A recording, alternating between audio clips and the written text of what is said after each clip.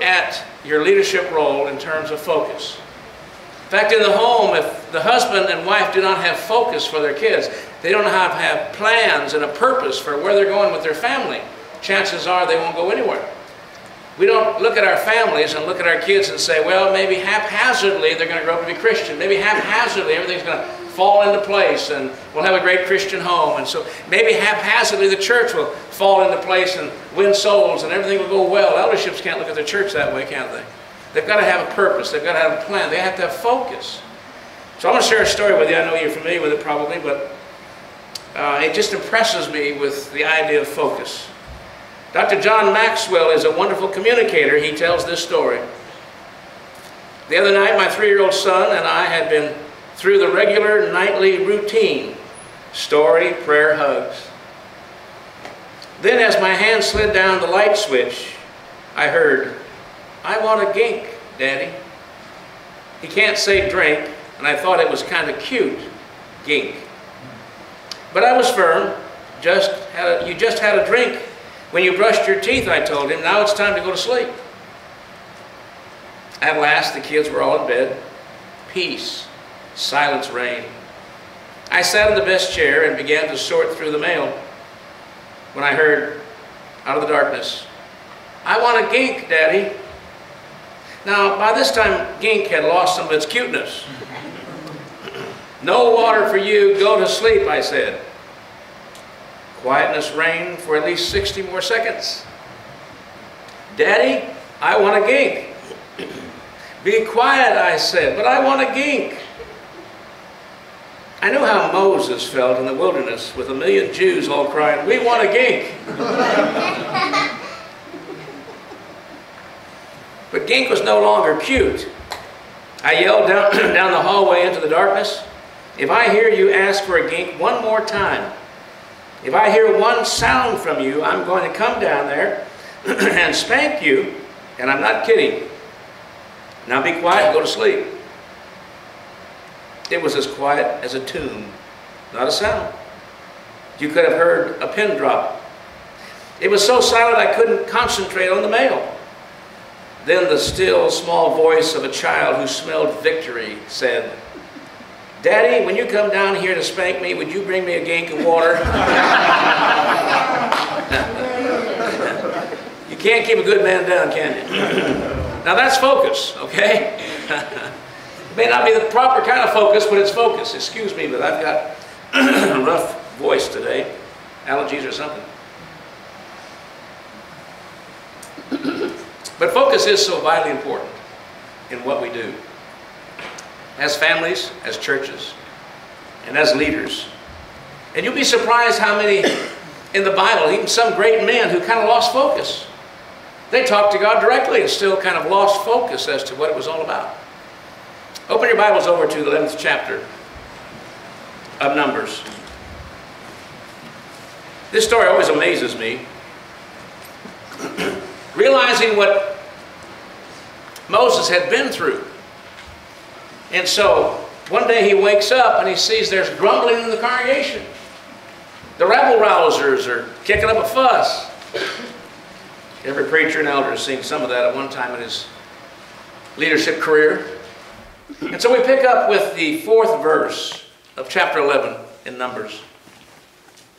The rebel with them began to crave other food, and again the Israelites started wailing and said, "If only we had meat to eat.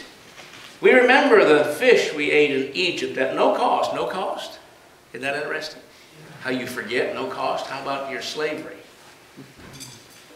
"Also the cucumbers, melons, leeks, and onions, and garlic." Now that turns you on, doesn't it? Isn't that something to want to go back to slavery for? How ridiculous is that?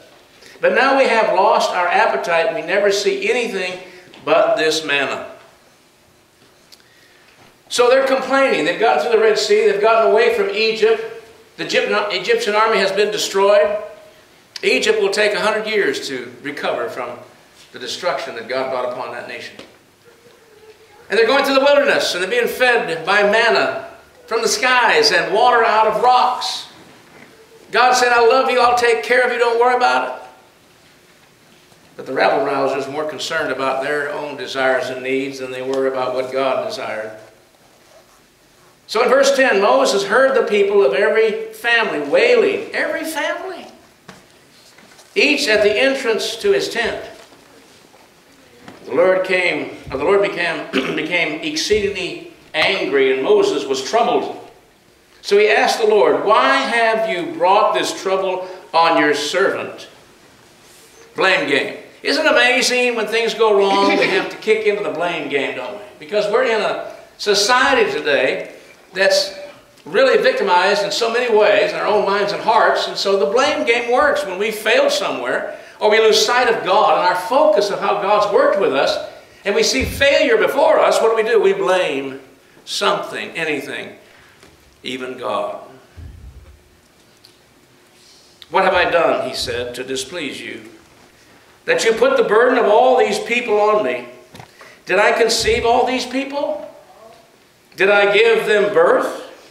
Why do you tell me to carry them in my arms, as a nurse carries an infant, to the land you promised on oath to their forefathers? Where can I get meat for all these people? They keep wailing to me, 'Give us meat to eat.' I cannot carry all these people by myself. The burden is too heavy for me. If this is how you're going," I love this one. "If this is how you're going to treat me, put me to death right now." He's having a temper tantrum, folks. "If I have found favor in your eyes, and do not let me face my own ruin." My, me. Right now, Moses is in the me business. He'd fit right into American culture, wouldn't he? It's all about me. And this group, these people you asked me to carry on my shoulders, that you bore, you asked me to feed them. He didn't ask him hardly anything, did he? I can't remember that in the text anywhere where God said, "Now you carry these people on your shoulders." He never said that. He said, "You lead them, I'll take care of them." He didn't ask Moses to feed them, to water them, or do anything else other than lead them. He said, "You are a leader." And I like the way God always referred to Moses. Not a leader, not the general, not the boss, not the manager. "Moses, my servant," he would say. But right now Moses isn't a servant. Right now Moses doesn't know what it means to be a servant because he's too caught up in meism. He's too caught up in thinking he's failed. It's not about Moses. It's not about him failing. If anybody failed, it's God. But God's not going to fail, is he? God knows what he's doing. Let's trust in him. Let's keep that focus on him. Knowing there are certain things I don't have to deal with, don't have to worry about. I'll deal with those things that I can deal with. I'll take care of those things that I can take care of. But I'm not going to worry about stuff I have no control over, and it's God's business. So he gets into this blame game. And of course, God decides to bring all the elders together, and he helps them prophesy and does all this kind of stuff, trying to settle things down. And so he says in verse 18, "Tell the people, consecrate yourselves in preparation for tomorrow when you will eat meat. The Lord heard when you wailed, 'If only we had meat to eat. We were better off in Egypt. Now the Lord will give you meat, and you will eat it.'" Uh-oh, what's coming now?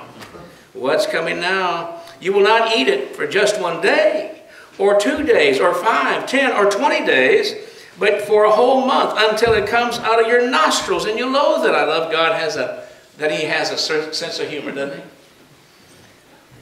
And about this time, they don't know what's coming. If they believe what he's saying, they know what's coming, but they don't really think it's going to come, but it does. And then Moses has the gall to say,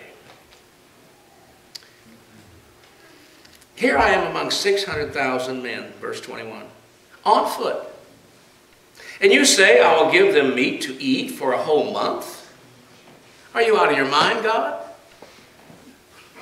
Would they have enough if flocks and herds were slaughtered for them?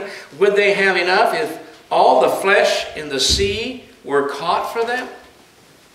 We can beat up on Moses here, and I'm beating up on him a bit, because he lost focus of what God had already done for him.